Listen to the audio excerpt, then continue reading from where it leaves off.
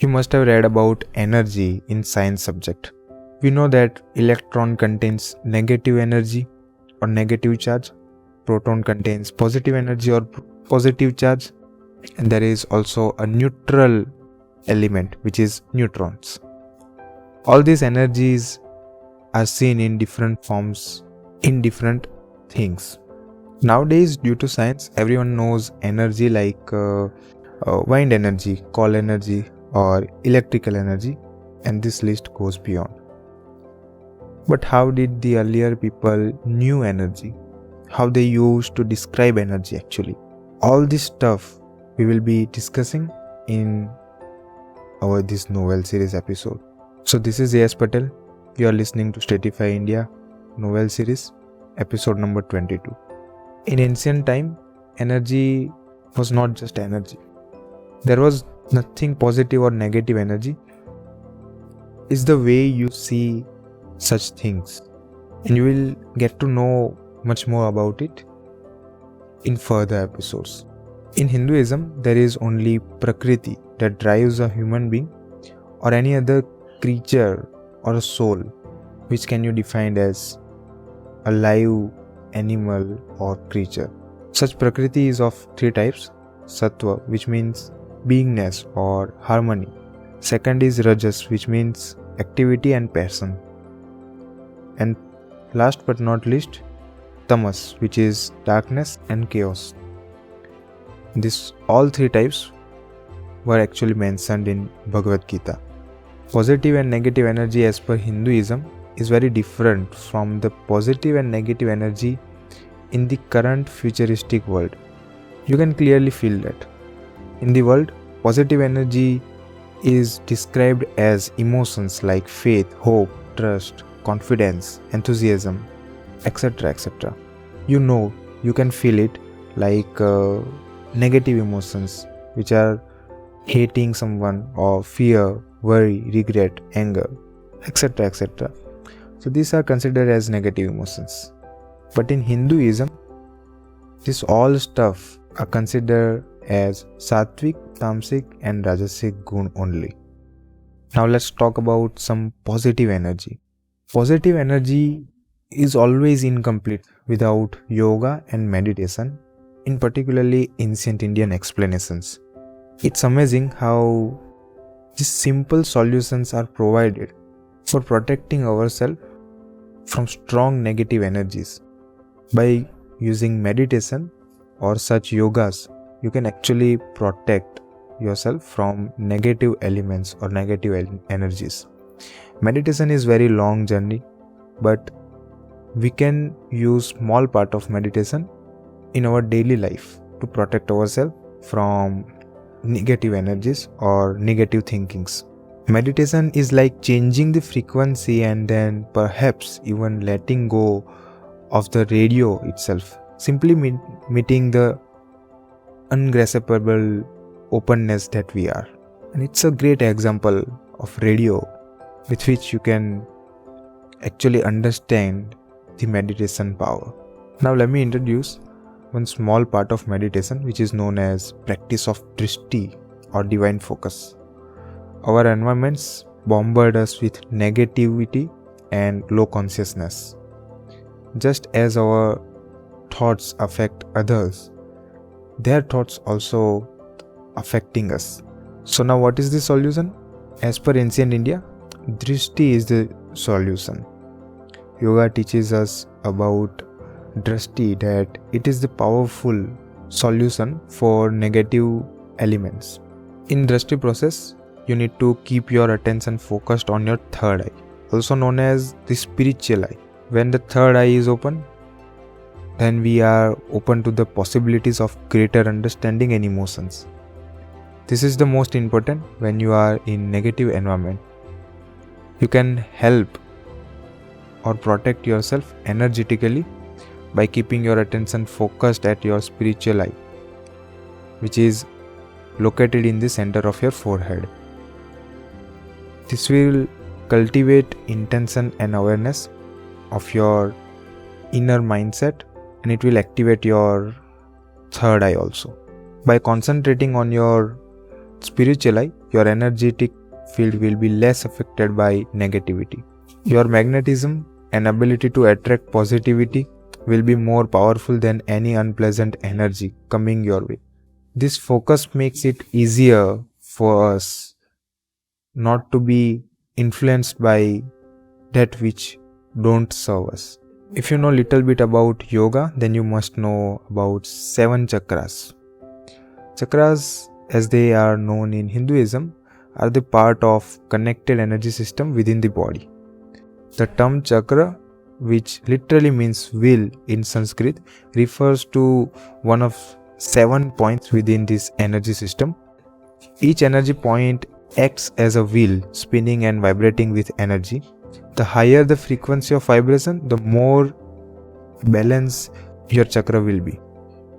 Altogether, each of the 7 chakras align with a specific point along the spine.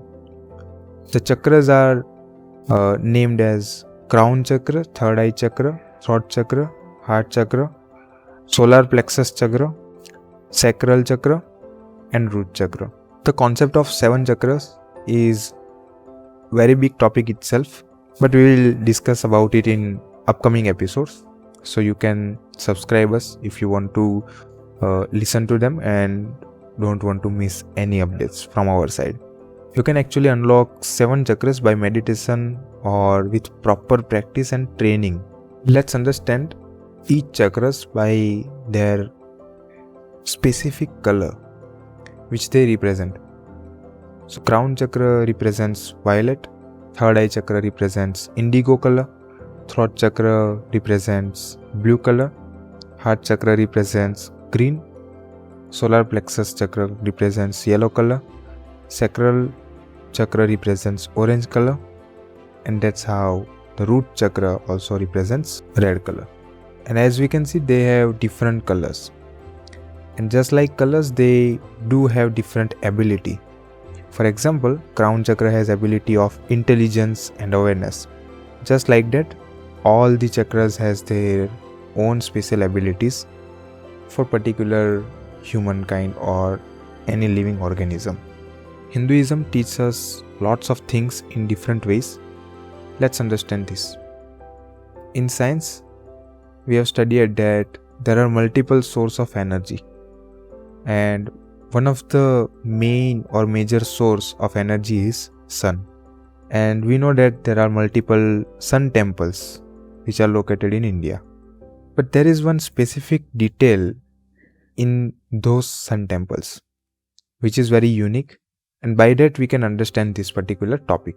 So sun god is actually pulled by horses, and the number of horses are very specific, which is 7. So there are only 7 horses in each and every temple which are pulling sun god.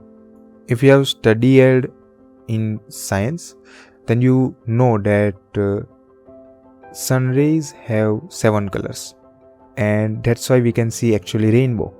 And the same 7 colors actually represents the 7 chakras in our body, as I told you just few minutes ago in this episode.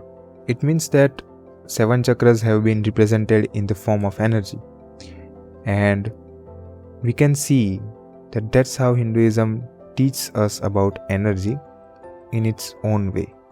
We can see that sun rays have 7 colors. Also there are 7 chakras, and 7 chakras are representing different colors, and those different colors are nothing but the 7 colors separated from one single sun rays. By the way, this is just a small part of everything. There are much more about it, which we will be talking about in our upcoming episodes. But for now, let me introduce one more thing of positive energy, which is sound or mantra. We can also use mantra to create powerful positive energy. Om Tat Sat is a Sanskrit mantra found in ancient Hindu text, or which is known as Bhagvadgita. Each of the 3 sounds is a symbolic representation of the divine power. Chanting this mantra is thought to awaken higher consciousness and foster positivity. Mantras addresses the energies of the universe. They have been discovered by the sages with their intense meditation which they were doing from like years and years. Mantras are constructed with some highly powerful sounds and syllables. Mantras can work in people's innermost psyche and purify their consciousness. Constant chanting of mantras with a strict meditation can refine people's attitudes and increase their inner strength. Now let's talk about Om. In the Hindu sacred text called Upanishads, it is explained that in the beginning there was the world and the world was Om. There was a time when nothing existed apart from a tranquil and quiet space. Then out of non-entity came an entity. The first movement from the unmanifest to manifest is known as the vibration of Om. It is made up of 3 Sanskrit letters, A, O and Ma, which is connected and combined together and makes Om. Om contains all other sounds. It is a mantra or prayer itself. If represented with the correct pronunciation, it can resonate throughout the body so that the sound penetrates to the center of one's being or soul. A study published in the International Journal of Yoga found that Om chanting reduces activity in the limbic system, which is the portion of the brain associated with stress, emotions, learning and motivation. When a mantra is chanted in rhythmic tone with ups and downs, they create a melodious effect in our body. This effect can be defined as the neurolinguistic effect, and quantum physics tells us every state of matter has its own associated vibration. When a person is chanting Om with a long Om emphasis, they attune themselves with the echoing cosmos, much like putting yourself online with the whole universe, which is crazy. NASA posted an audio clip saying that it captured the sound of a black hole. The post instantly went viral on social media. Soon after, many users claimed that they hear the Om sound in that particular clip. And as we know that it's told in our Vedas that the universe started with Om. If you don't know about this particular fact, then you must check out our previous episode, which is Beginning of Universe, in which we have explained this whole topic very perfectly, very detailed and very uniquely. So you can check that episode 2. In Mahabharata and Ramayana, you must have seen weapons being brought by chanting mantras. Very specific mantras are chanted at the time. Even you must have seen that they used to reveal the holy fire by chanting mantras, and used to bring rain by just chanting mantras. But the problem was that as the age passed, they forgot to pronounce the mantras correctly. And in today's time, we know only such mantras like Gayatri Mantra or Hanuman Chalisa. Negative energy is very, very magnetic and it's very powerful. So when you encounter it, maybe you match its electrical signal with your own biological signal and it will just holds you up there. It's just like toroid. Negative energy has a power that positive energy doesn't have. It can destroy you, it can annihilate you, and it will always traps you. We can understand this particular topic of negative energy by using gravity. We know that gravity of Earth has actually trapped us on Earth, and that's why we are stick together with Earth.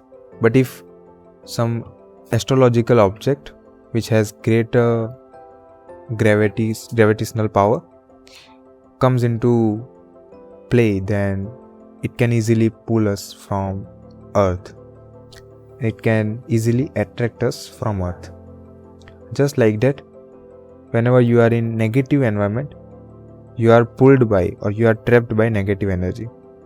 But if you chant some mantras or create some positive field around yourself or in inner you, then you can easily escape the negativity. And that's how Vedas actually explains this stuff.